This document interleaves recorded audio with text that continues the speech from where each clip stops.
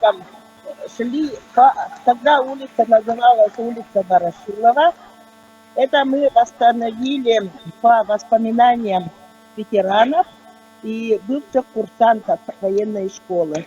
Поэтому 23 и 9 мая мы обязательно здесь возлагаем цветы. Максим Помеха. Поддерживают нас горожане, потомки фронтовиков даже сами приходили с детьми отсюда. Их прадед, дед. Вот. А вот это остановитесь, поклонитесь, это мы специально сделали, поскольку хотим, чтобы это священное место наши горожане и все население Якутии знало, как уходили отсюда мобилизованные с августа 41 года по 45 год. Обычно к нам приходили кадетский корпус, они тоже знают, но в этот раз вот совпало с тем, что 21-23 у всех маршировки и всех свои мероприятия. Ну, давайте мы, согласно традиции, возложим цветы на нашу тумбу.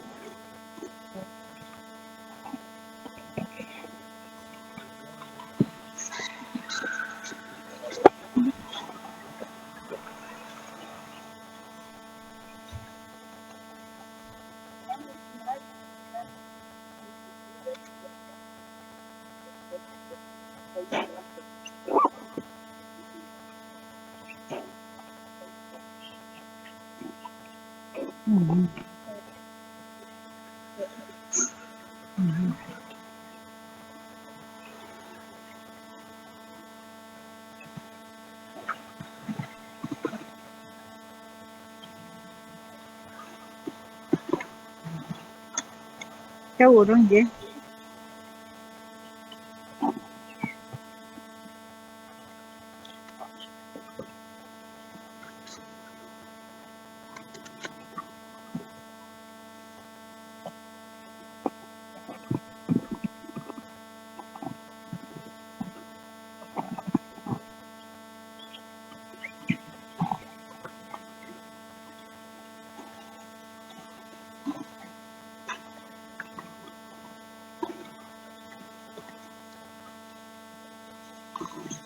Deve seguir naquele biteiro que tu me respeita. Online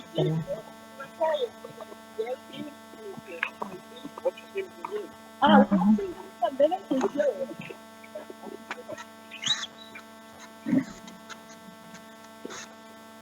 Не достать.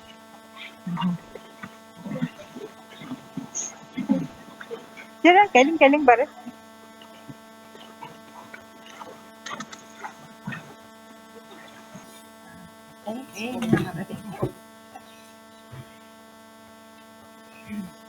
Добрый день еще раз, дорогие наши приглашенные гости, слушатели нашего прямого эфира.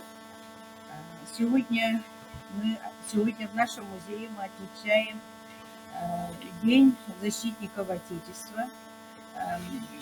23 февраля, как вы знаете, этот день празднуется. Раньше было День Советской армии, сейчас переименован День защитников Отечества.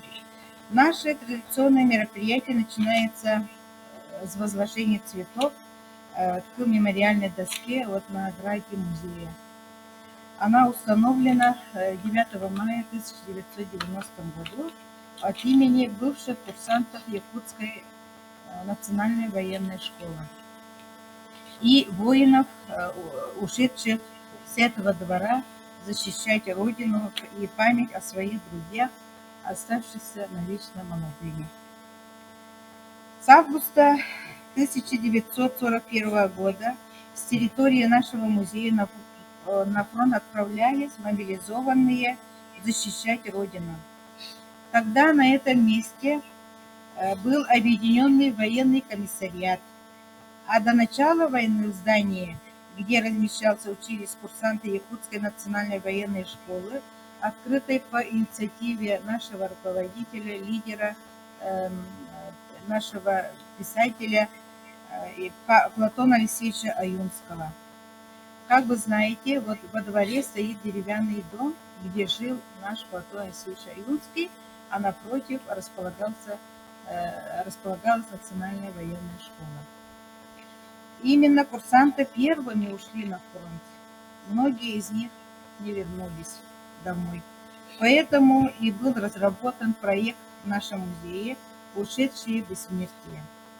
Вместе с курсантами в числе первых мобилизованных были выпускники педагогического равфака и института.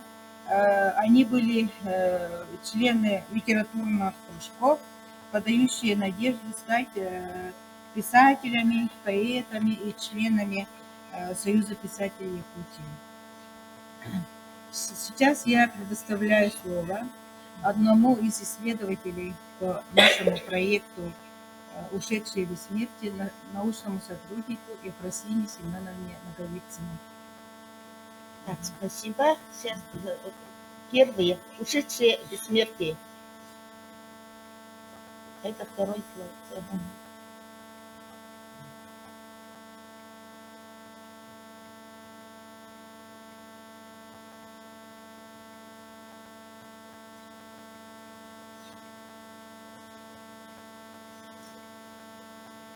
Так, наш проект действует с 2020 года, и тогда же в том году был юбилей нашего музея. Поэтому мы стали собирать все сведения, как здесь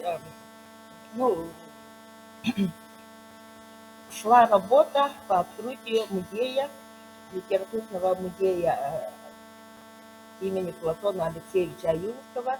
Сперва-то прозвучала тема, что мемориальный дом будет, да, вот там, где жил. И инициаторами выступили писатели Якутии, те, которые знали Аюнского. И даже сейчас представить сложно, как они проходили мимо этого дома, который стал как бы коммунальным, что ли. Там несколько семей жило. Здесь вообще все было очень грязно, потоплено, а здесь же святое место, и Аюнский жил, и то, что вот военная школа была, а так, в принципе, где Орджоникидзе, где НВК, очень большая территория, еще до революции была территорией местной команды, значит, испокон, сейчас можно сказать, испокон веков, а так территория военных. Угу. Вот сейчас по слайдам мы покажем. Угу.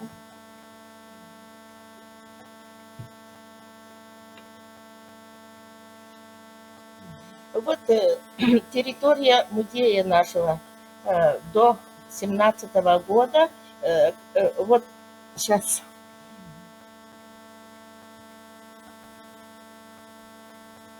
Вот эта территория музея,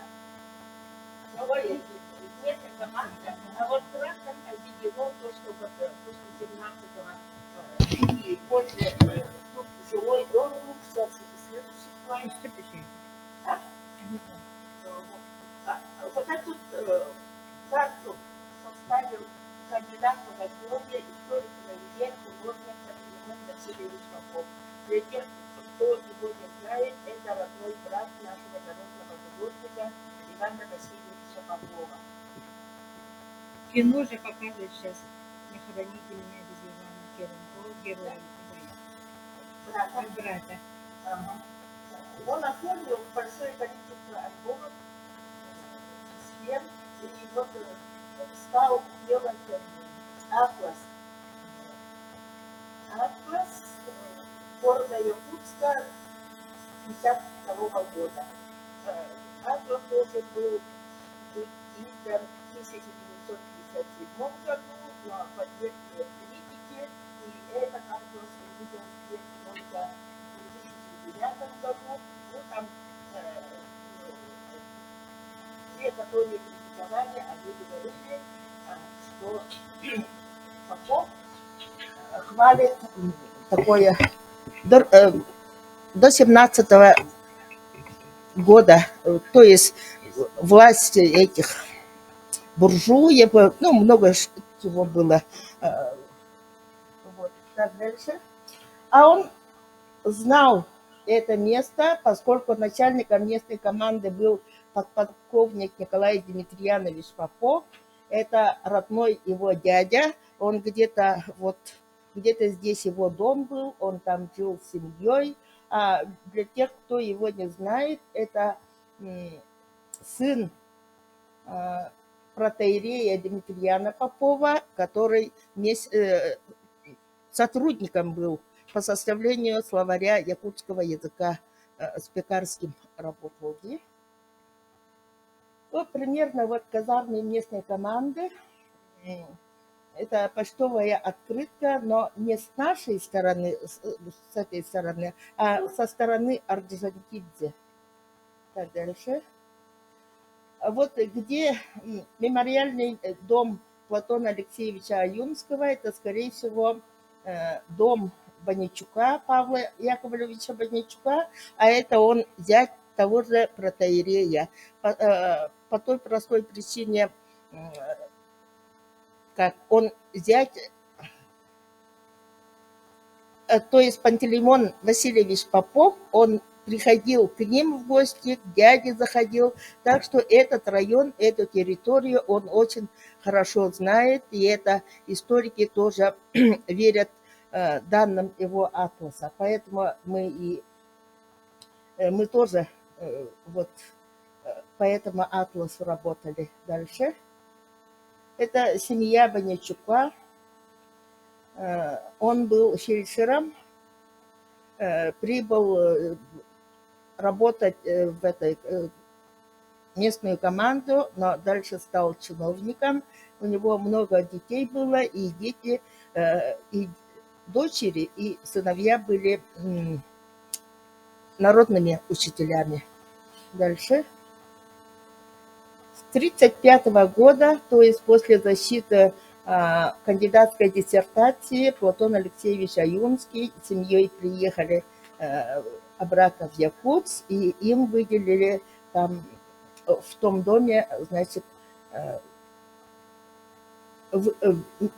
комнаты, чтобы он с семьей там устроился. А вот я показывала же, где балаган, да? Там вообще-то до 17-го года только построили вот эту тоже казарменный дом, и с 26-го там размещалась Якутская национальная военная школа. Чтобы открыли эту школу, настоятельно просил Платон Алексеевич Аюнский. Они же уже прошли и гражданскую войну, и считали, что обязательно у нас должна быть своя военная школа, что у нас должны быть свои военные. Отбор был довольно жестким, учеба шла тоже очень так, как бы с большими требованиями. Они не только вот развивались физически, да, какие упражнения, какое, их еще обучали быть всесторонне развитыми, то есть и театр посещали, учились и рисовать, ну, в общем, очень такая, вот это по воспоминаниям воспитанников, вот это уже как бы территория нашего музея. Так, дальше. Ну вот про эту мемориальную доску мы рассказали, и автор конкретно указал, что это улица Ворошилова, это вот наша территория.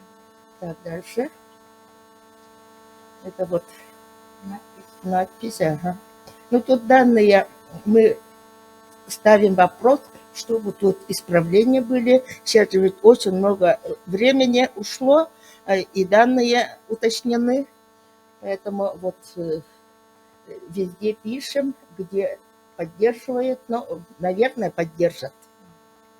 А вот эта учеба для курсантов Сохранилось не очень много фотографий, но они есть. Это вот осваивают пулемет, знаменитый Максим. А летом в лагерь они выезжали. Это под Чочормураном. Следующий слайд. Ага. Вот они осохой танцуют.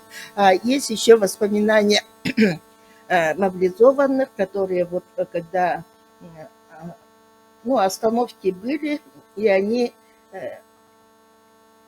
танцевали осохой, тем самым даже другие представители других народов, они были поражены тем, что мобилизованные якуты вот осохой пели, танцевали, и даже у них вот они какое-то вот воодушевление, такую поддержку они получали. Есть такие воспоминания. Дальше.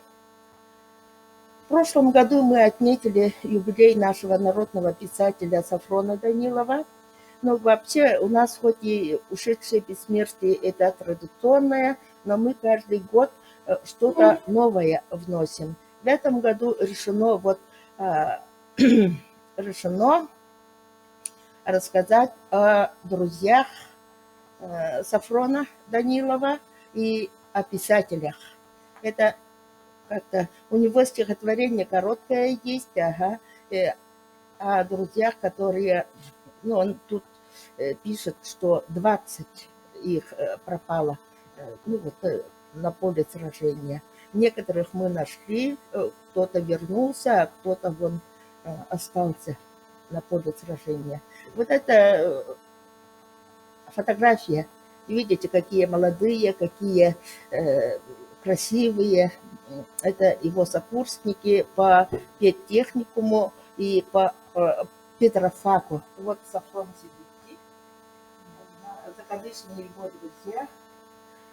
Вот. Самое интересное, они дипломы получили 21 июня 1941 года.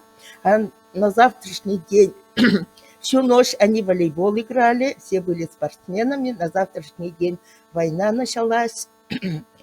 И вместо направлений на работу многие получили повестки.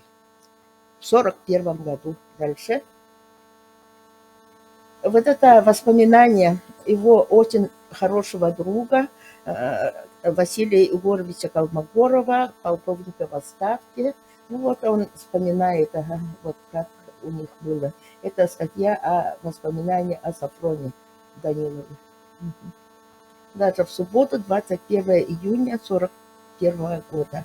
А мы, когда 22 июня мы тоже проводим мероприятие, собирали сведения о рожденных 22 июня 1941 года. У нас такой аксакал есть, это писатель, народный писатель Павел Николаевич Харитонов, Аюку, он в Хангаласах, Покровский живет. Ну и потом еще люди отозвались.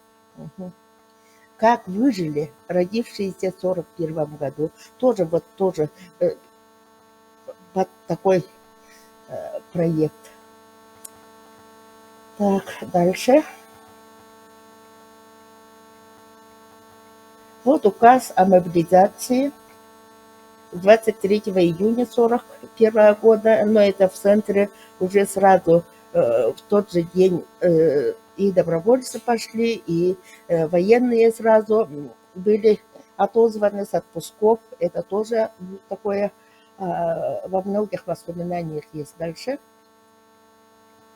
1 июля 1941 года наши писатели вот такое воззвание написали, слово работников искусства, Эллей, так, Екатерина Иванова, Аланхасот Абрамов, Куннюгу Растыров, Аланхасот Шараборин, Алексей Берияк, Федор Аптас, Винокуров Чахалкан, Туласынов, Седалищев, Дёга Анастыров, Тыгыт, Эртюков Иннокентий. Из них вот тоже вот участники войны.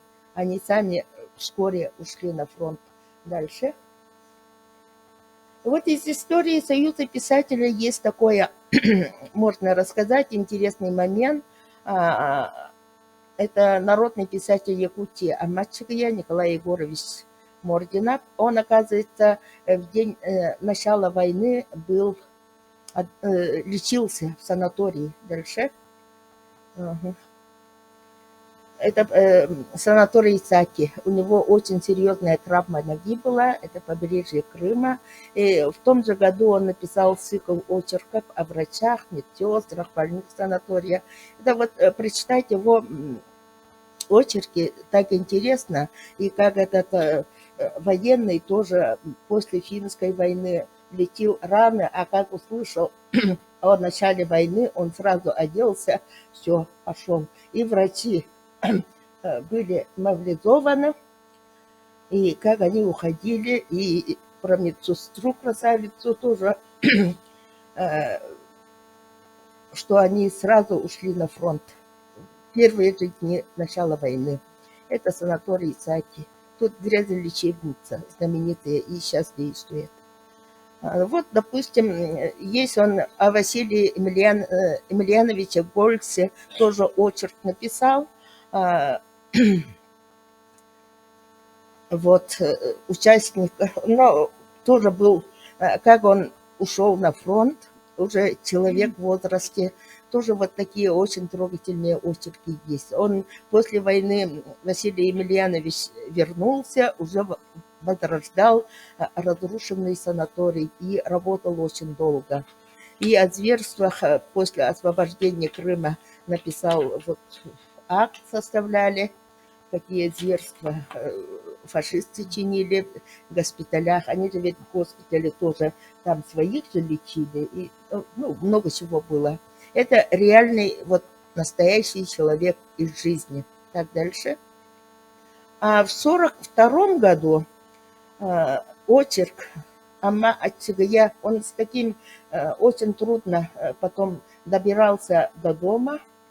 В Москве он даже каких-то этих, там укрепления же строили, а хотя он не долетел ногу, все равно участвовал, и с большим трудом он вернулся на родину. А вот очерк его как раз рассказывает, как уходили с территории нашего музея на фронт, да, как шла перекличка, как прощались.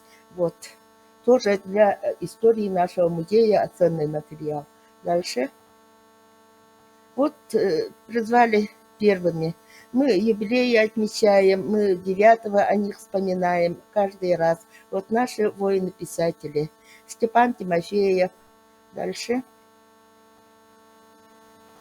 Кузьмин, Макар Хара. Дальше.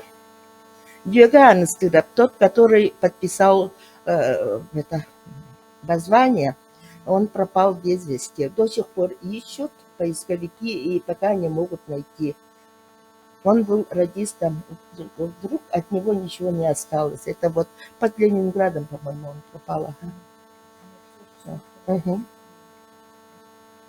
Это Слепцов Товлахов, в Берлине закончил. Есть очень хороший писатель Юрий Иванович Шамшурин, но он не оставил такого воспоминания, хотя писал про войну, а воевал на Волховском фронте, служил рядовым в разведке, штурмовал первую линию вражеских взводов.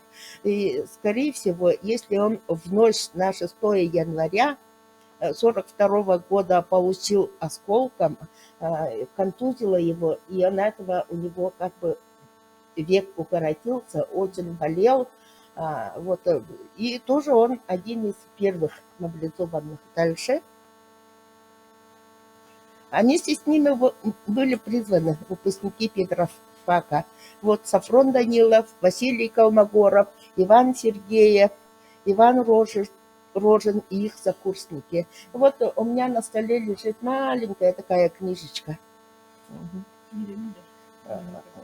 Угу.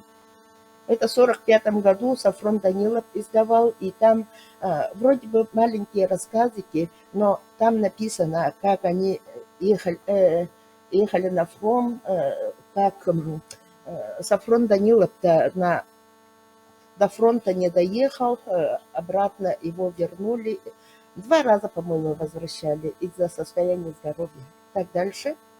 Вот пароход, на котором это пароход-пропагандист, и они отправились 3 августа 41 года.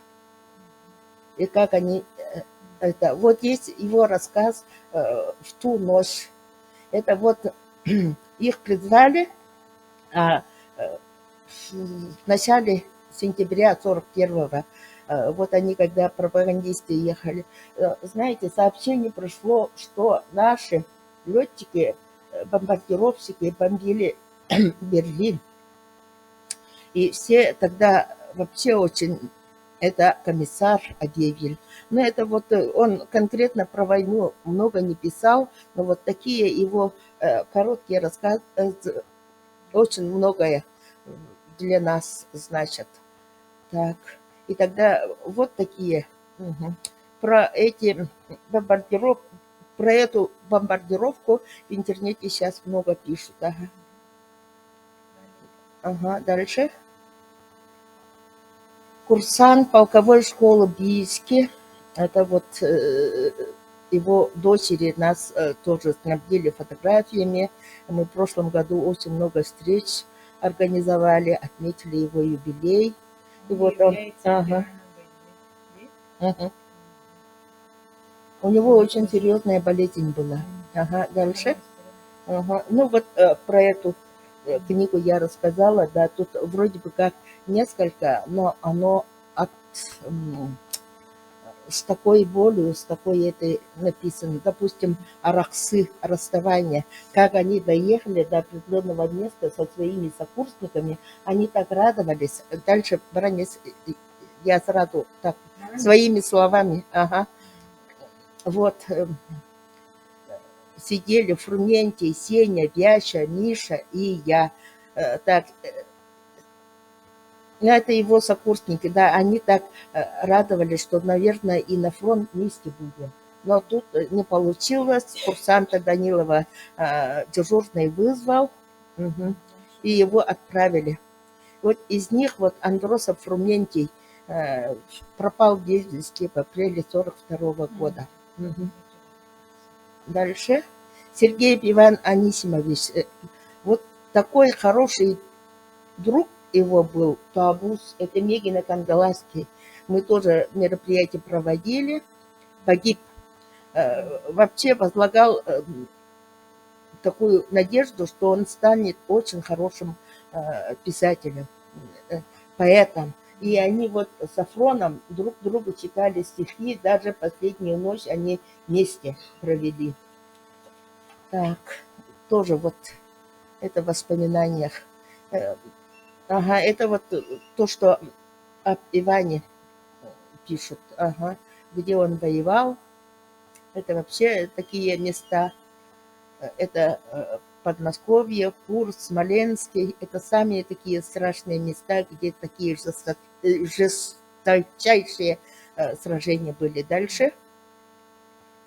Ага, вот карта, где он, ну, это боевой путь, можно сказать, да. Дальше. Вот такие бои шли, он зимой погиб. И вот конкретная фотография именно с тех мест, где он воевал. Это Иван Сергеев, Туабус. Дальше. Тоже. Дальше. Вот в братской могиле он похоронен. Деревня Никольская. Дальше. Ну вот его воспоминания, как они первый раз встретились, и как они дружили, и как они любили литературу, поэзию, и как они мечтали стать писателями. Урожен Иван Николаевич, тоже призывник, он заслуженным учителем вернулся раненый, очень серьезно раненый прибыл. И, кстати, тут надо сказать, он написал замечательное воспоминание о писателя-воине Тимофее Сметанине. Вот как раз с Иркутска они до родины добирались вместе. Дальше. Вот. Как он был ранен, он тоже, воспоминания его есть. Благо, что ученики Покровской школы у него все вот эти воспоминания записали. Дальше. Вот это когда кольцо блокады замкнулось вокруг Ленинграда, и вот это Синявские высоты, где этот Иван Рожин воевал и где был ранен. И самое интересное, вот село Синявино, это во время оккупации. Дальше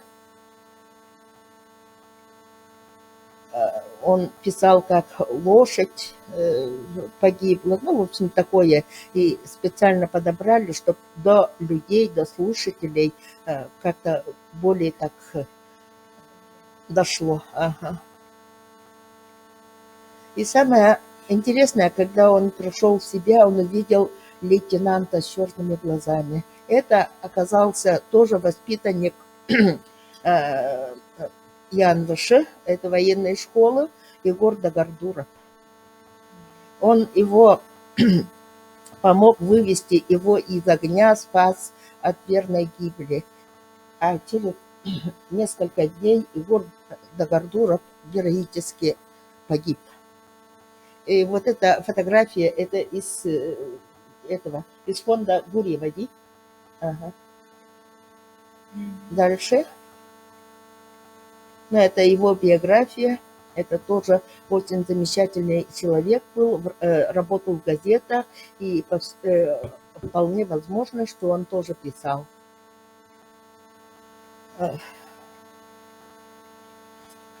Иван Рожин потом в санчасти служил. Ага. Дальше. Есть такое воспоминание, стихотворение у Сафрона, как он увидел хлеб, топтанный в грязь, да, и он вспомнил 41 год, они очень голодали, он это в своих этих рассказах вспоминает, вот в той книге есть, это вообще, вот его пожалела русская женщина, это в Новосибирске, и вместе с помоями вынесла ему эти картофелины. Вот. Он сидел там, плакал. Ага, дальше. Встреча с земляком. И самое, поскольку мы музей литературный, и вот такие воспоминания нам очень дороги. И они не успели, это в Омске встреча, тоже вот солдат Якут, он сказал, ты знаешь, за что я воевать иду? Он сказал, что за право, говорить на якутском народном языке. К сожалению, Сафрон растерялся, не спросил, как его зовут. Дальше. Вот отправка. Это внук того же Пантелеймона Васильевича, да? Он в Москве живет, Борис Юлианович, и возле картины деда. Эта картина хранится в Национальном художественном музее. Видите, вот курсанты и мобилизованные, вот первый. Это значит, с нашего они идут, видите, вот библиотека национальная стоит. Это значит, с Ворошилова по проспекту и дальше до Дарклаха таким маршем шли, садились в эти баржи и на фронт. И многие, конечно, не вернулись. Это вообще уникальная картина. Пантелеймон Васильевич ее очень долго писал. Он видел это. Дальше. Судьбы других друзей. Про Колмогорова я рассказала, где он комиссован был, а потом второй раз призван. Ага, дальше. И вот Иванов Василий очень хорошо в Сунтарах, его очень хорошо помнят. О нем и фильм создан. Это ученик Ивана Орбиты, очень талантливый Василий Наумович Кырахара. Ну, его так звали. Он такой шустренький был. Дружил с писателем. Народный иди, Николай Габышев, иди. Нет, да? Ага. Ну вот, даже перед отправкой на фронт другу Николаю Габышеву отправил свою биографию, то, что он писал, и тот уже о нем повесть написал, и вот эти, это замечательный был, подающий большие надежды стать большим писателем. Дальше. Это фотография, вот Сафрону он, твой Василий, подарил. Дальше, в 1939 году. Он похоронен в конце, ну, в этой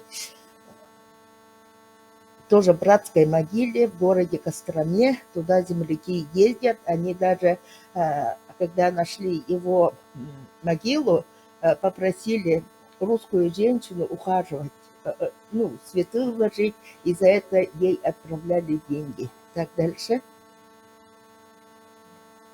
Ну вот первая книга о Федоре Кузьмиче Попове, тоже Леонид Попов, Сафон Данилов написали, это в августе 1944 года. А Федор Кузьмич у нас тоже с нашей территории ушел. Дальше.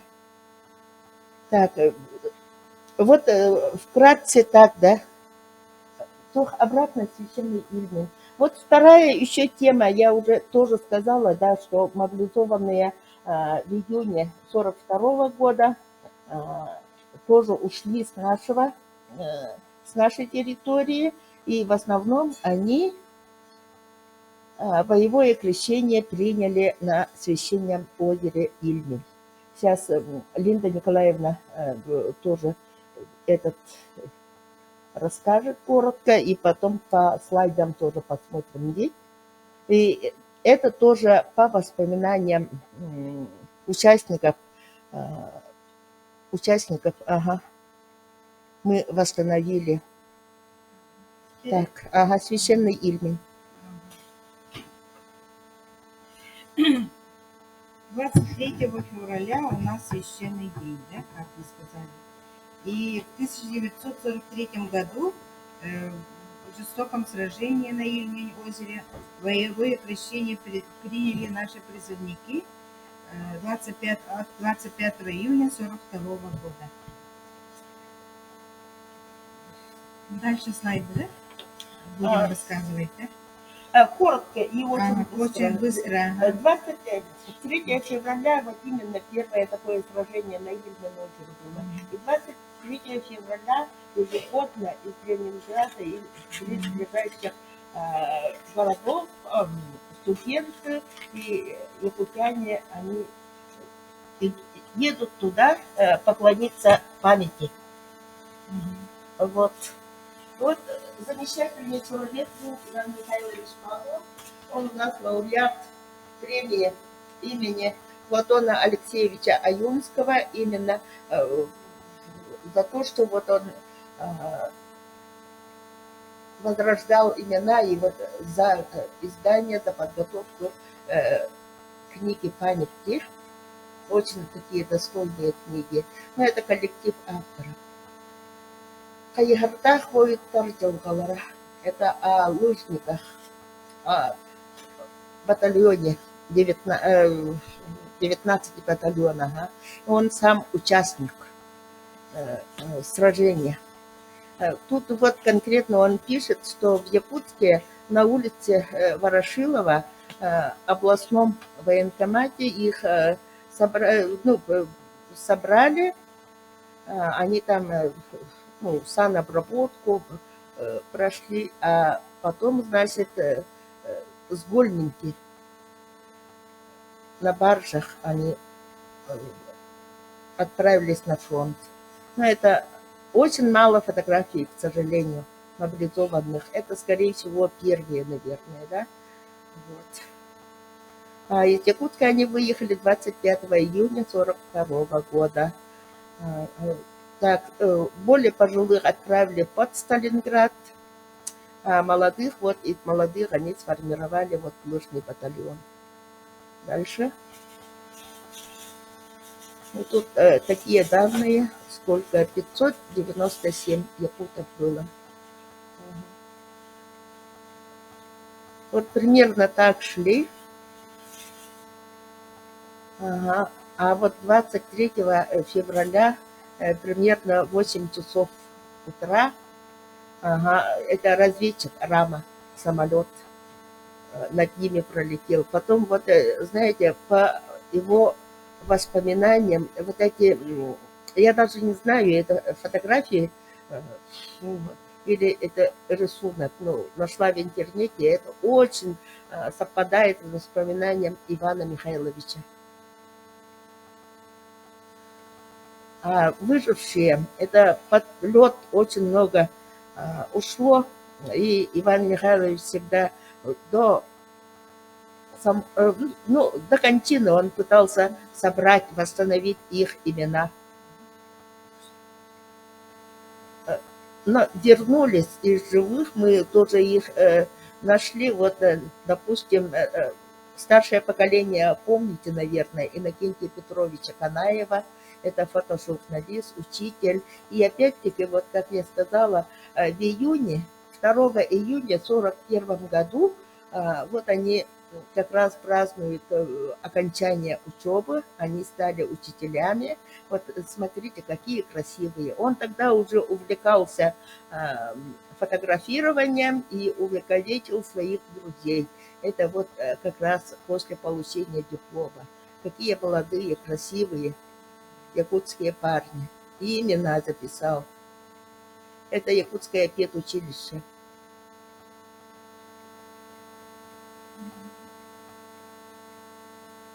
Дальше. Ага. Вот такие выпускники были. 2 июня 1941 года. Мгм. Это опять-таки вот люди, опаленные войной. Да.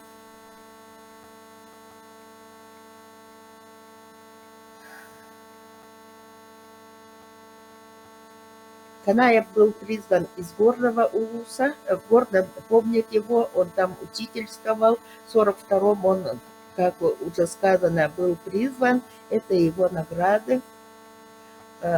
По-моему, 2 раза Красной Звездой, орденом был награжден. Ага. В Чехословакии он встретил победу. Орден Славы 3-й степени. Дальше. Это вот все его материалы краеведы Горного Улуса собрали. А так он из Таткинского Улуса уроженец. Дальше. Вот такой был Иннокентий Петрович, друг писателей. В Далямболе очень долго работал, это с коллективом.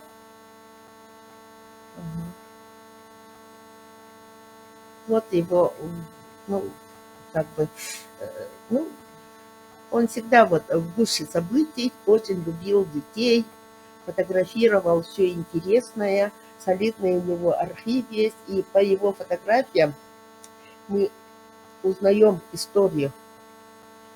Несколько раз, вот 6 раз он был ранен, ему вот почти как поэма народный поэт Михаил Тимофеев посвятил «Ого курдук огонёр». Ну, старик, не павший детство, а, ну, похожий, сохранивший. Ой, дальше, обратно. Ага. И пишет, что он никогда вот страдал от своих ранений, но никогда не унывал. И солнцем засыпал, солнцем просыпался, радовался жизни. Ага. Есть, был такой художник, он тоже принял участие в сражении 23 февраля на Ильмень озере. И самое интересное, вот Канаев и Семен Александров, они встретились там. Он тогда, Семена Александрова, он писарем был, поскольку художников всегда брали на такие работы. Есть его не изучали, вот ту жизнь его боевую, но может быть очень много карт есть, как это сражение шло, как может быть и наш Семен Лаврентьевич писал эти карты. 5 марта он был ранен, и ранен тяжело. Сына его нашли, единственный сын, очень хороший такой скромный человек. Он говорит, у него на ноге была, говорит, очень большая рана. Ага. Вот Канаев. А потом уже Челябинское авиаучилище штурманов. И самое интересное, стал прожектористом. Ну, вот, я, например, вот военное вот такое специальность прожекторист я не знаю, но это, ну, видимо, светили самолеты или это. Дальше. Вот прожекторами ловили вражеские самолеты. Ну, вот такой у нас был Семен Александров, родом из Амги. Дальше. Это он с художниками после войны. Даже был председателем Союза художников. Очень замечательный портретист. Увековечение памяти мы это все перелистаем. Ага. Ильмень озеро никто не забывал, а участники сражений в 58-м уже ездили туда и коновяз Сергея поставили. Сергей Васильев, Ильмень, священный Ильмень, в 67 году балладу написал, а в 68-м книга историка Дмитрия Петровича вышла «Якутяне в боях на озере Ильмень». Дальше. И вот в 68 году вот у деревни Буреки установлен обелиск. Дальше. Делегация большая ездила туда, и, конечно, Сергей Степанович Васильев вместе с ними. Дальше. Вот это Аким Бурсов из Усть-Алданского. Это памятник, бивень, подарен был в 70-м году. Тоже ездили. Старую Руссу. Дальше. Это все хранится в музее. Якутян очень тепло встречает в Старой Руси. Дальше. Это Сергей Васильев на открытии памятника. Этот памятник перенесен в сквер. Это, знаете же, на Ильменской улице. Дальше. В 95-м году, вот опять-таки вот, ездили наши, установили в виде книги «Вечная слава воинам якутянам». Дальше. В 2000 году открытие мемориала. Дальше. Вот такой мемориал. Дальше.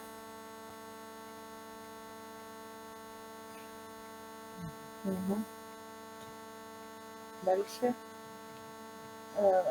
Книга Неймохова вышла в 2004 году. Это жена Неймохова Старой Руси.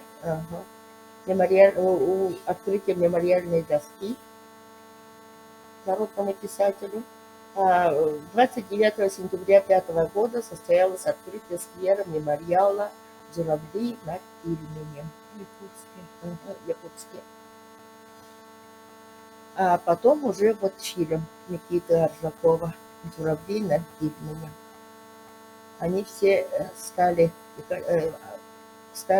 лауреатами премии имени Аюнского. Кстати, надо сказать, что мы их тоже ведем, организовываем встречи, отмечаем юбилеи лауреатов премии имени Аюнского. Дальше. Вот один из эпизодов. Дальше. Никита Аржаков приходил, рассказывал, как они снимали на одной из встреч. Ну вот люди сами, вот, допустим, Павлов на свои средства установил. Ага, Коновяз Сергей. А в 2020 году тоже у нас был вот Ксенофон Васильев. Очень долго рассказывал, у него книга уже издана. Он тоже восстановил Коновяз Сергей, ну, первые Сергей, которые в 1958 году установили. Вот. Это вот фотография. Угу. Дальше. Вот. Но поиски пропавших без вести продолжаются на Ильмень озере. Ага. Спасибо. А, вот это я уже рассказала. Слушайте, с 2020 года наш музей начал собирать материалы о курсантах Якутской национальной военной школы. И первым отозвалась жена, вдова Константина Никитича Гурьева, который выпустил книгу «Воспитанники Якутской военной школы». Он собрал вот его рукописи, и жена Елена Тарасовна нам любезно предоставила все его материалы, которые он собрал. И в этом материале есть эти очень уникальные кадры, оригиналы, где курсанты на занятия, вот их спальня. Как называется, не знаю. Казармалары, где они их обучают. Вот это все оригиналы фотографий. Целую папку она подарила. И один из этих курсантов у нас, когда мы собирали по крупицам воспоминания о курсантах, писатель Иван Иванович Иннокентьев отправил свое воспоминание с фотографиями своего отца. Оказывается, а мы и не знали. Я-то знакома с Иваном Ивановичем, поскольку он у нас известный писатель, прозаик. Конечно, сейчас говорим был, но он и является таковым. И он предоставил свои воспоминания о своем отце по национальной военной школе. Сейчас слово предоставляется тоже Ефросинье Семеновне. Будем рассказывать об отце нашего писателя Ивана Иннокентьева. Тоже Ивана Иннокентьева. Вот родственники, очень ближайшие родственники Ивана Ивановича к нам сегодня пришли. Угу. Так, и им сейчас в больницу надо, поэтому я очень быстро. Ага, ну вот Линда Николаевна рассказала, где? Угу.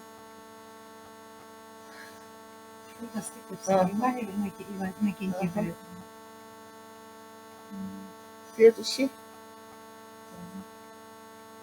Я рада, что откликнулись очень многие, которые отправили о своих отцах, дедах, которые были курсантами. Ну, в общем, курсант ЯНВШ, защитник Родины Иннокентьев Иван Васильевич. Дальше.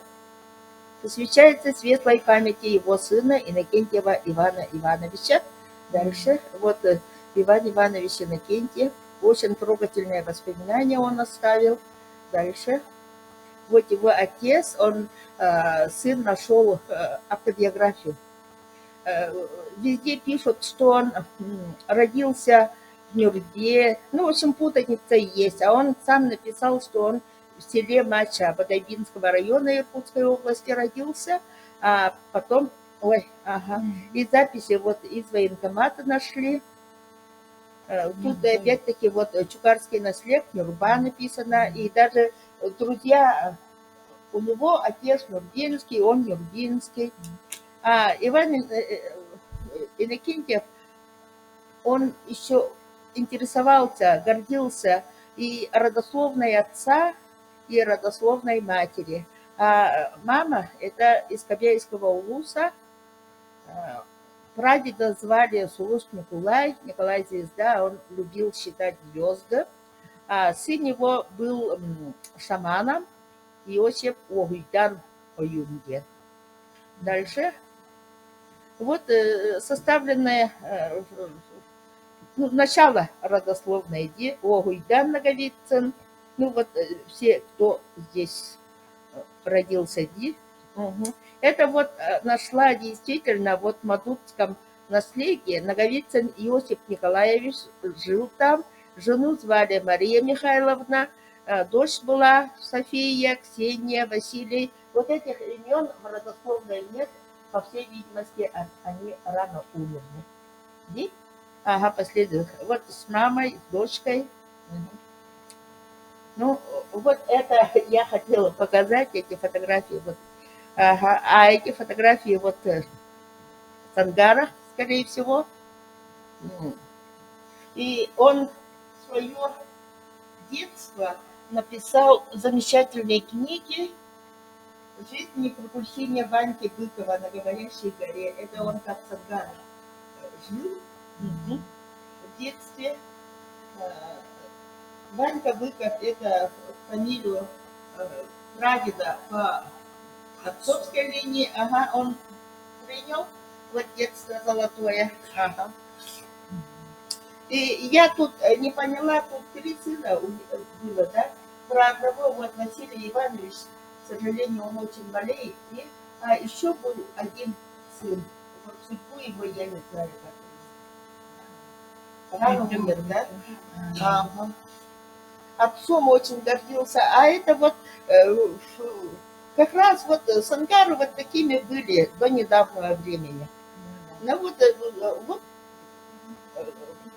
Иван Иванович, вот как раз вот 66-й там, они там жили. Вот с ангару вот такие были. Это вот памятник воинам. Сейчас уже вот этих домов нет.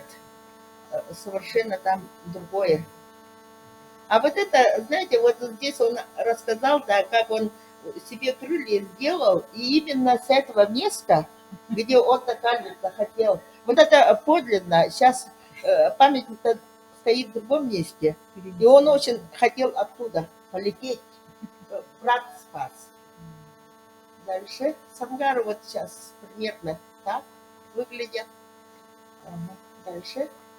Ну вот, теперь уже об Иване Васильевиче. Ага. Ой. Ага. Он учился в школе в 29-м. Ага, 30-м. Ага. Вот он там стоит. Он же заметный, Сахаляр же. Ага. Ну вот, ага. На основе воспоминаний, автобиографии он написал очень замечательное об отце. Да, об отце он отцом очень гордился. Папа у Ваньки адвокат. Адвокат – это человек, который защищает несправедливо обиженных, защитников. Такой человек должен быть очень добрым и честным. К сожалению, он еще воспоминания написал, где что отец не смог воспитывая на глазу орден за отраду, не мог получить. Вот. Это уже адвокатские, это его фотографии, это все Иван Иванович представили. Мария Дмитриевна, несколько слов вот. Музея за такой интересный рассказ. Мы даже не знаем, как он боролся, как он воевал. Сейчас раньше ветеранов не так не чествовали, не очень так не чествовали. Квартиру не дали, по праздникам не чествовали. Это сейчас у них такое. Так, Ивана Васильевича я помню в детстве. Он был абсолютно русский человек. очень высокий, 2-метровый. В моем детском возрасте вот такое осталось. Он всю жизнь работал адвокатом. Поэтому вот в селе Кобяи, в поселке Сангарах, его назвали Айбакат Ульбан. Вот все время так сказали. Вот когда вот приезжаем на родину, говорим Айбакат Ульбан, вот старые люди помнят, до сих пор помнят. Сейчас молодое поколение не знает об этом человеке. Он прожил очень интересную жизнь, прошел всю войну. Вот дети рассказывали, он ушел на фронт с начала войны, а потом мобилизовался только по окончании. Мне как-то вот так осталось. Да, он один из первых мобилизованных. Ага. Курсанты первыми, их первыми призывали. Так, ну, дети его тоже очень вот такие умные, очень такие рослые, русские. Все по отцовской линии пошло. Иван Васильевич родился в селе Мачо. Это Иркутская область. Ныне Алекминский говорят. Потом они всей семьей переехали в Нюрбу, и вся родня живет в поселке Нюрба. Там Иннокентьевых очень много. Если вот так до истины докопаться, вероятно, там родственник. Сейчас глава тоже у них Иннокентьев. Вероятно, это их родственник. Но я точно их родословную не знаю, только вот по линии матери Иннокентьевых и моя мама, они двоюродные сестры. Поэтому я их очень хорошо вот изучала и вот, можно сказать, что знаю. А вот по линии Ивана Васильевича я еще пока не вникала. Иван Иванович, когда был жив, он мне говорил, вот закончу вот этот роман и вплотную буду взяться родословными. И он, конечно, не успел, очень рано ушел, в молодом возрасте.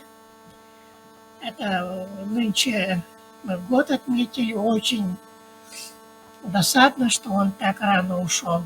Очень талантливый человек. Все время писал на русском языке. Поскольку отец был адвокатом, они жили в поселке Сангарах, потом в Намцах, потом в Покровске, потом в Иркутске. Поэтому у Ивана Ивановича одноклассников очень много. Он говорил, если юбилей справить, то вот 4 улусов мне надо своих одноклассников вызвать. Ну, еще раз спасибо работникам музея. Вот Ефросиньей Семеновной я связь держу. Еще, если здоровье позволит, мы еще будем поработать. Так что литературному музею очень большое спасибо. Спасибо. Тоха, есть такое, да, допустим, вот воспитанники, здесь тоже Иван Иванович про отца воспоминания Константину Никитичу дал, и его имя вошло в эту книгу. К сожалению, тоже вот сержанты якутяне, участники Великой Отечественной войны. Насколько я поняла, Иван Васильевич сержант, но, к сожалению, его имя сюда не вошло. Сейчас как бы о ветеранах тоже собирают как-то вот родословные, когда будете составлять, имейте опять-таки в виду. Я очень рада была, что в Мадунском нашла, ага. Я уже не думала, что найдется.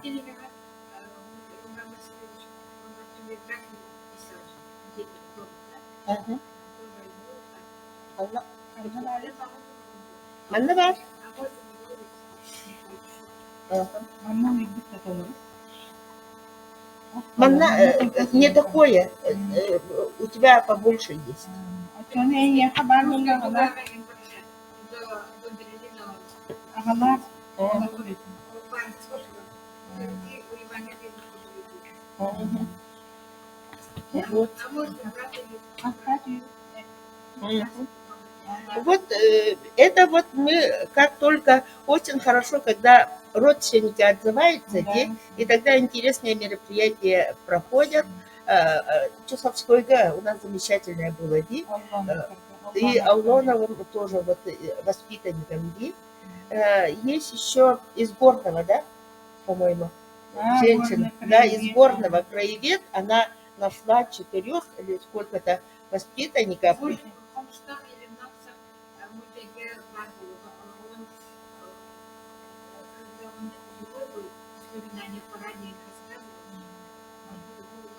Не, у нас есть то, что он написала. Есть очень хорошие. Ну, может, еще. Одноклассников мы тоже кое с кем знакомы. Вот из Горного или из Намского отправили. Они к нам, говорят, приехали в 68 году. Там 3 закадычных друга. Вот тот друг тоже писатель. Вот. Написал тоже об Иване Ивановиче хорошее такое воспоминание. И обязательно, если книгу вот писатели хотят об Иване Ивановиче написать, да, там родословная обязательно должна быть. А нам наш директор дал задание собрать. И огромное вам спасибо за то, что отозвались. Через Марию Дмитриевну связь будем держать. Вот. Иван Иванович тугунан элбяка всех хаталлади. Дигине киньяханан оттан киниге оңолор, уны киниге оңолуннаган аскатулахан. Киниге презентациясы болора боло. Киниге талты специфиятчылар, автордар, киниге наha бассылар отаттылар. Мен бәйім киниге бижикпелелийден.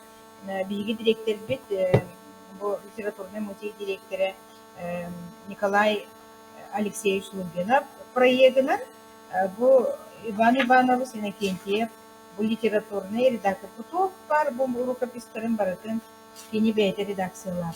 Бу анда хүлбәтчи кини редакциялар. Писатели земли Лонфоген.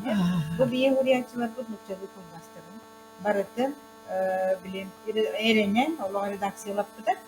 Онны келен олар хүлбәйте гүлеләбит. Bir de tulunan olak digini öte oldu takımlaydı. Onu bir kördüm tutuyor. En kas yeş kötü tutuyor diyor bilen. Öyle bite onunla hameken tutları lebit. Kim begitu Iván Ivанович begitu bu политическая голоса России. Manda bunlarla mucha atın doğumluk Suriyetçilere beylerin kohanların onda sakalı tulbas. Manda bu aryadan kuranlarsa bu mana mekin redaksiyalarda. Ondan onu bu ay mahtarıgar gemini tebil. Kim Iván Иннокентьев холодо бейтинер ay мелана сулитбат tekine Allah literatürne redaktör bulutman utan. Kim de kine hatan nispet mutçalı tulu redaksiyalarda kine hatan redaktör. Ağayakta. Ha Allah грамотнейdi. Он Allah культурное дебин. Allah майгыты шуяю. Требовательный. Ага, он бейтиге требовательный. Оте Allah тоже сылха бары диди. Оригинал книгелери хана geldi. Gördük. Bakın mantar atak sıvıkları bu barada atak sıvık kinigeleri.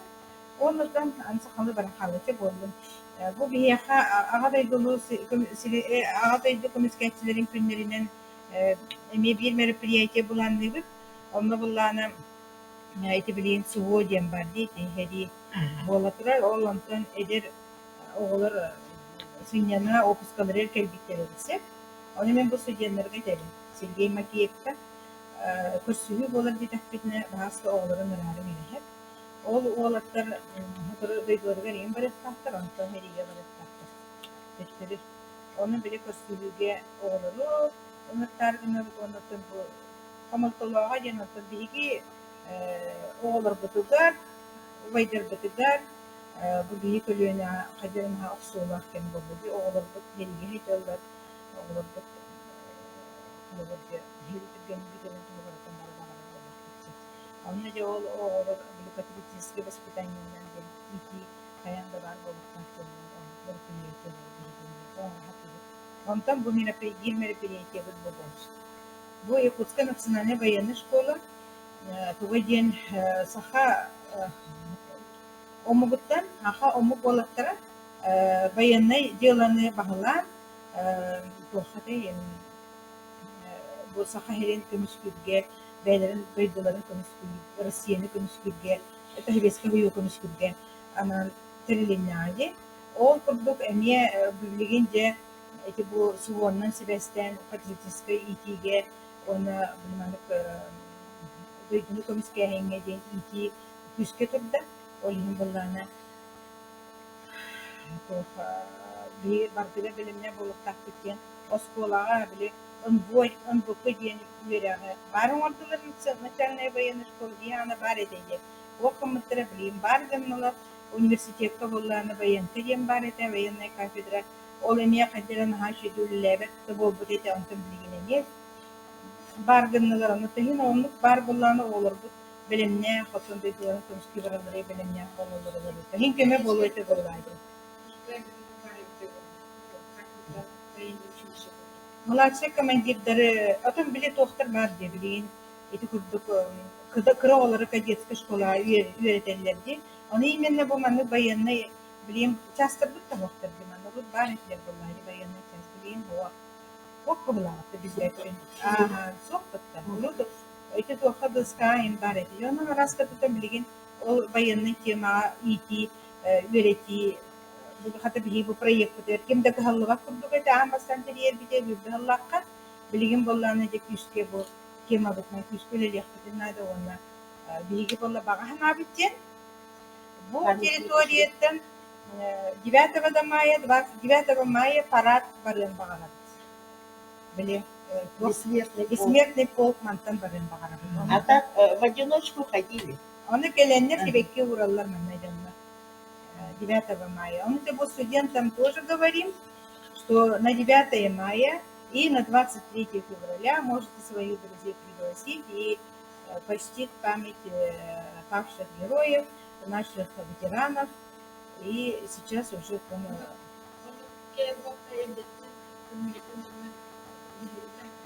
вот это харабите. Вот харабит. Биги 9 мая белем было, 23 белем было. 9 у нас с утра патриотические песни гремят. Он того литературном музее не идет уйти, потому что основал-то национальную военную школу Платон Алексеевич Аюнский. А Аюнский носит имени Биевелир музей. Он это не дети, олар дети. Буман военная школа Хахармалара. Он бумантан сериге бардыктарыден тема бит эми он сөптүбехер онан биге ким бир хурриятчылар бутон бактык. Бу хурриятчылар бутон көбөкөнө туктузду, атаксибит. Онча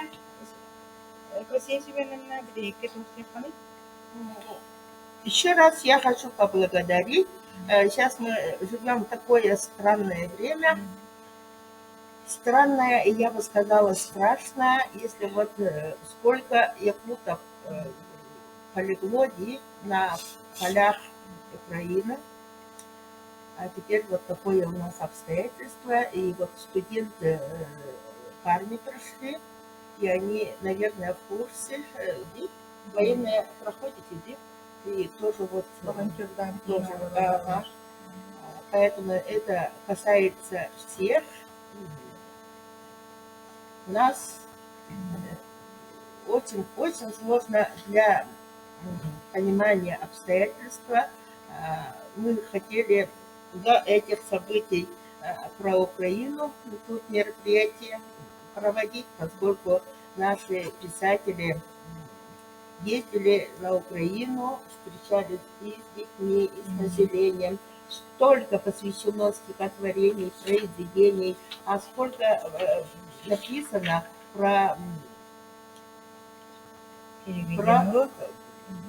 как освобождали, как принимали наши якутяне о освобождении Украины. Ведь это теперь как-то вот, ну, очень сложно. Но тем не менее мы должны молодежи рассказывать о тех, кто защищал Родину, и в такие дни, и в другие дни. Это вот морально, быть морально подготовленным, это очень как-то, ну, владеешь информацией, можно сказать, да, владеешь миром, типа того.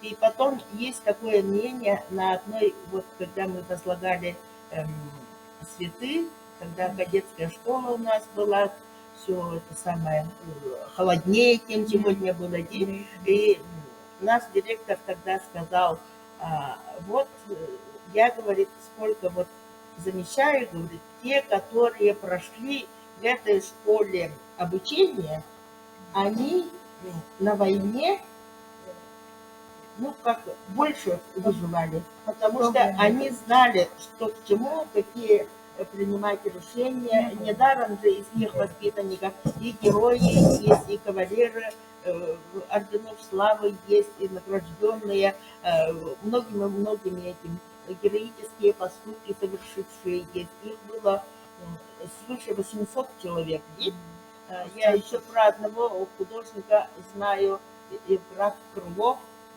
Он из Москвы был призван, учился там в художественном училище и в числе первых ушел.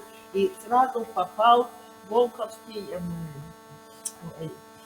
котел. Он выжил. Он какими... Это вообще страшное. Про этот котел вот в последнее время только в интернете стали писать. Это очень большая закрытая тема была. Там столько полегло и добровольцев, и народное ополчение. Кстати, Котельников наш, такой военный из Алекумска, там же пропал без вести. Вот такие сведения. Евграф выжил, воевал до конца. Он был зенитчиком. Вот. И люди, единственное, он как бы про войну он не любил вспоминать. Я с этим с дочерьми знакома. Но один раз бедная покойная Валя принесла вот такой ватман. Он говорит, не знаю даже, говорит, что это такое. Похоже на детский рисунок. Это он, когда вот ночами особенно день, вот когда война снится, это вообще страшно. Он попытался тот котел Волховский изобразить, когда и самолеты, и танки, и это первые порции у врага силы были свежие, опытные, и вот он попытался эту войну. Это тогда, когда на немецкие танки наша кавалерия саблами шла. Это вот как так можно воевать? И поэтому вот эта тема была. Даже сам Жуков говорил, страшнее котла, чем вот, Вяземский, я не видел со всех годы. Это страшно было. Вот. И он попытался, и вот эту картину, я говорю, это единственное такое очевидство, это вообще ценное. То, что он один раз говорит только с героем Охлопковым, с Федором Матвеевичем, они два фронтовика, да, вот когда 30 лет, когда герой, ну, орден, медаль вручили, всю ночь, говорит, они закрылись, и там и плакали, где-то спорили, где-то, ну, ничего не услышали. И они правду о войне, вот только с такими они могли как-то поделиться. И то была опасность, кто-то что-то доложит, кто-то что-то где-то скажет. А сколько Федор Матвеевич переживал, Арматьев я тоже писал в своих воспоминаниях. Он лежал, говорит, иногда, сколько я вот на счету у него свыше или около 400 врагов дик, он говорит, а у них есть были матери, у них же были дети. Ну, они сами как-то, ну, убил человека, хоть и врага, но все равно у них же были дети, у них были матери. Ну вот это очень чисто психологически, очень сложно и очень трудно. Я сейчас даже не могу, вот как наши воюют, поскольку мы привыкли любить Украину, украинские песни, украинские танцы. В общем, это очень сложно. И надо всем молодым и всем нам как-то вот что-то в себе перестроить, что-то. Это очень сложно. И еще раз спасибо. И постарайтесь посещать, приходить к нам, тем более историки, в случае чего 4-й курс, да. Если у вас какая-то тема, я где-то могу пригодиться. Арба Салаян Кельбит руководитель, ну как бы, да? Он председатель. Сергей Макеев, он Данила, внук Иннокентия Дмитриевича Макеева, курсанта Януша. Ага, а у нас есть воспоминания? Воспоминания того, вот, в Намбаран, он был. Фотографии Это очень не было. хороший день. Ну, вы видели, да, какую мы работу проводим. Это очень сложно. И потом, знаете, как я экспертом, ой, как же эти юные якутяне, что ли? Ты правнук твой. Ага, там школьники, дети, такие исследования ведут. Вообще замечательно. Особенно вот в 26-й школе, если есть время, зайдите, посмотрите, они поисками детских пропавших и очень много нашли. У них опыт очень хороший. Это, ой, я имя забыла. Много их нашли. Человек 15 минут. Вот пропал человек, а они вот через поисковиков, через такие связи держат, и сайт у них имеется. Это я считаю, что дети совершают подвиг. А в принципе, мудрые люди говорят, пока не будет похоронен последний солдат, пропавший в действии, на земле войны не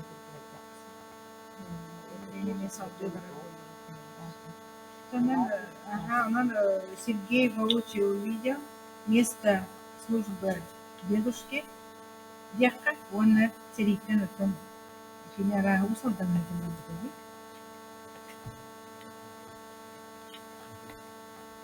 Армияға ұлыспалы бетте.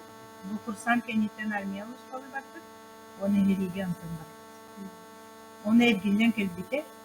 Қалайыр үлән үләне бір кейіз. Бұл хипке ұлыспалы барды. Они их очень хорошо готовили. Я вообще поражаюсь. Вот, ага. Во всех искусстве, в культуре, везде делали. Ага. Вот артиллерист болалар үксүлөр.